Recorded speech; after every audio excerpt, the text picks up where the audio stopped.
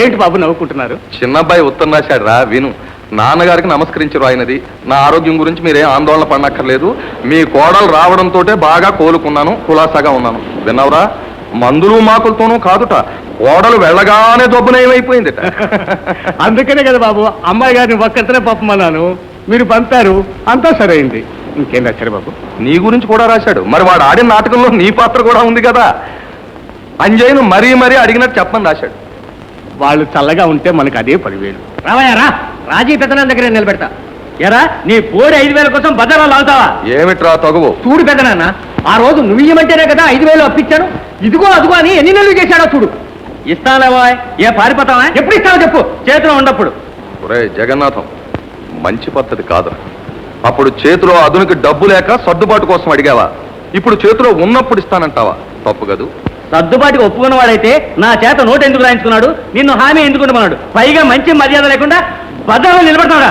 అంత మర్యాద కావలసిన వాడివి అయితే మాట నిలబెట్టుకోరా. వాడి బాకీ వాడికి ఇచ్చేసి. ఇప్పుడు నా వల్ల కాదు. నువ్వు అలా మొండికేస్తే వాడు ఏమైపోవాలరా? వాడేమవుతాడని జాలిగా ఉంటే హామీ ఇచ్చినట్టే డబ్బు కూడా నువ్వు ఇచ్చే. ఉన్నప్పుడు నీకే సర్దుకుంటాను.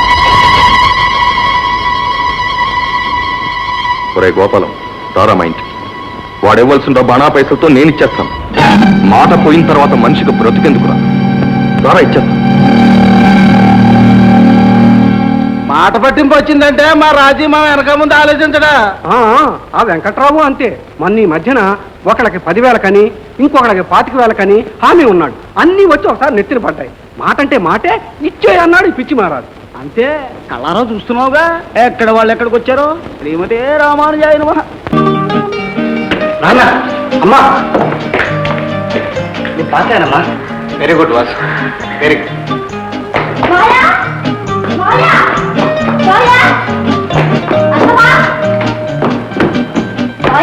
ఏమిటమ్మా అంత హడావిడి? మావయ్య, నేను ఫస్ట్ క్లాస్ లో పాస్ అయ్యాను మావయ్య.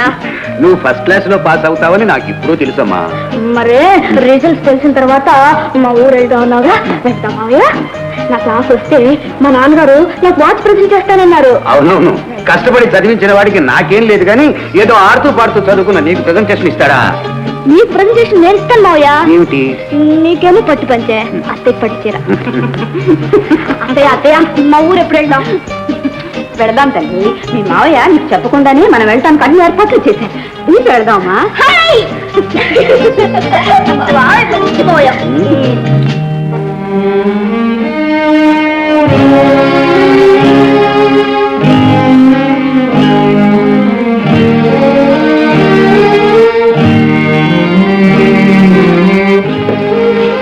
లక్ష్మి లేదా? ఎందుకు? నాగయ్య అయినా ఉన్నాడా? లేడు. వాళ్ళని పనిలోంచి తీసేశాం. మరి పని మనమే చేసుకుంటాం. మంచం కొరచైందని మన కాళ్ళు నరుక్కుంటారా? మంచాన్ని పెద్ద చేసుకుంటాం. నాకు ఆ ఓపిక లేదు నాన్న.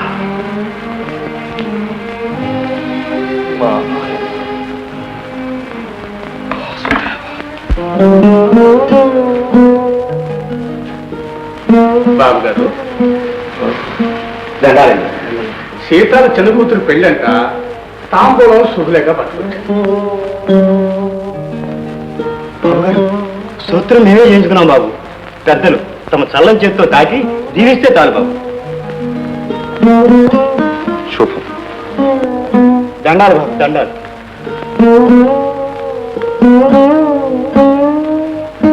అంజయ్య, ఓడలు బొళ్ళైనదా? ఒకప్పుడు ఇంటికి పెళ్ళంటూ వచ్చిన వాళ్ళకల్లా మంగళసూత్రం, చీర, రవిక కూడా ఇచ్చాం. ఈవేళ ఒకళ్ళకి ఇచ్చినా ఇవ్వకపోయినా ఒకళ్ళ దగ్గర పుచ్చుకోకుండా వెళ్ళిపోయే స్థితి వస్తే చాలనుకుంటున్నాను. పెద్దయ్య గారు ఆ మాట అంటూ కళ్ళ నీళ్లు పెట్టుకుంటే నా గుండె తరుక్కుపోయింది. అది ఇల్లా బాబు, అడివి. తినేనోళ్ళు ఒకటికి పడైనాయి, తెచ్చే చేతులు లేదు. పెద్ద కూతుళ్ళిద్దరూ ఎదిగి పెళ్ళిడికి వచ్చారు. వాళ్ళ గట్టి లేదు. ఇద్దరు కొడుకులు పనికి వాళ్ళ వాళ్ళయ్యారు.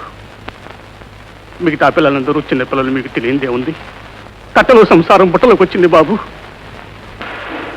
నాకన్నీ తెలుసు అంజయ్య. అందుకే నా ఉద్యోగం కూడా మనూరికే బదిలీ చేయించుకోవడానికి ప్రయత్నిస్తున్నాను.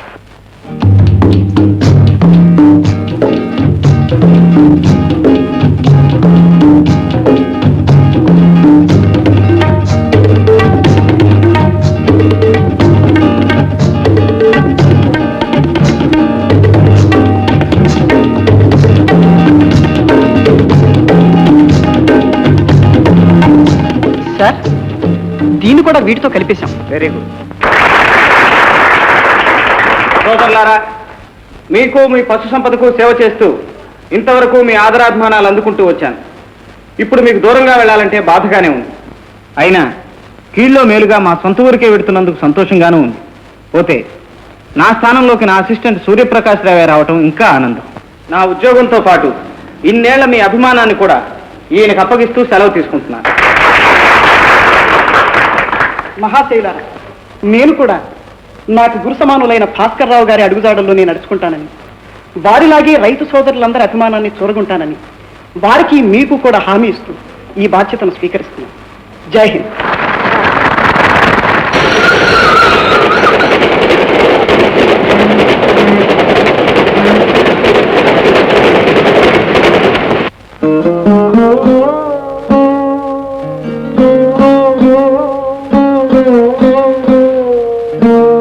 నాన్న, తమ్ముడు పిల్లలు వచ్చారు.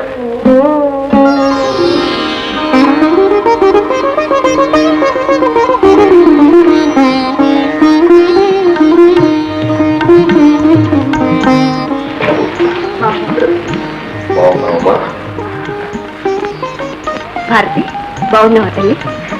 ఇలా ఉన్నాను తిని.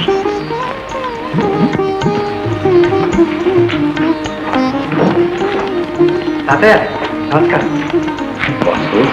అమ్మాయి రామ్మా.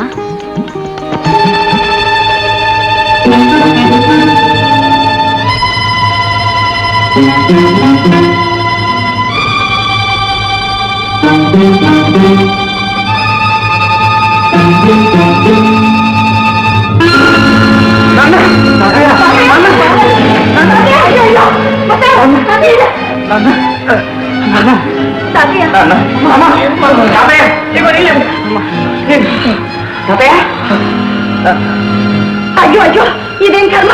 ఇప్పుడు దాకా బాగానే ఉన్నారు. వీళ్ళు ఇట్లా కాలు పెట్టారో లేదు, వీళ్ళు ఇట్లా పడిపోయారు. అదేమిటండి, పొద్దున మావయ్య గారు అలా అయిపోయారు? ఓహో, అదే. మన రాజేశ్వరికి మా చెల్లెల పేరే పెట్టుకున్నాం, గుర్తుందా? మా ఇద్దరు అన్నదమ్ముల మధ్యన ఒక్కతే ఆడపిల్ల. మా అందరికీ అదంటే ప్రాణం. సరిగ్గా ఈ వయసులోనే పోయింది.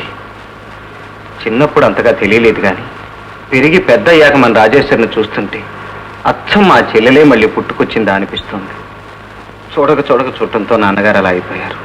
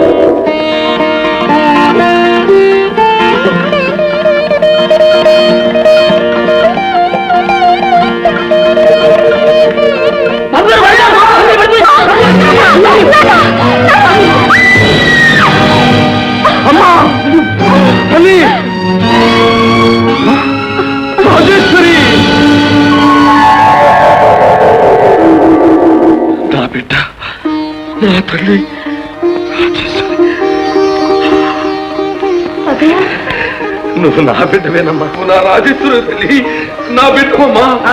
భాస్కర్, ఇది నా బిడ్డరా. ఆశలు తీరక మళ్ళీ నీ కడుపులో పుట్టింది. పెద్దమ్మాయి గుర్తు కావడం లేదురా, గుర్తు కావడం లేదు. అవును నాన్న, అచ్చం మా చెల్లెల్లాగే ఉంది. ఏమండి, మీ తమ్ముడు గారు కావాలని ఈ ఊరికి బదిలీ చేసుకున్నట్టుగా? ఇన్నాళ్ళు మన పొరుగు గిట్టదని వేరే ఊళ్ళో కాపురం పెట్టిన వాళ్ళు ఇప్పుడు ఎందుకు వచ్చారా అని. అది నువ్వే చెప్పు. మొగుడు కాలేజీ లేకపోయినా కట్టుకున్న పెళ్ళాన్ని నేనైనా చెప్పొద్దు. చూడండి, ఇన్నాళ్ళు ఆస్తి ఆదాయం అంతా మనం మింగేశామని, అదంతా ఇప్పుడు కక్కిద్దామని చెట్టంత కొడుకుని వెంటబెట్టుకుని మరీ వచ్చారు తెలుసా. ఆ గురించి ఒకరు పడుకో.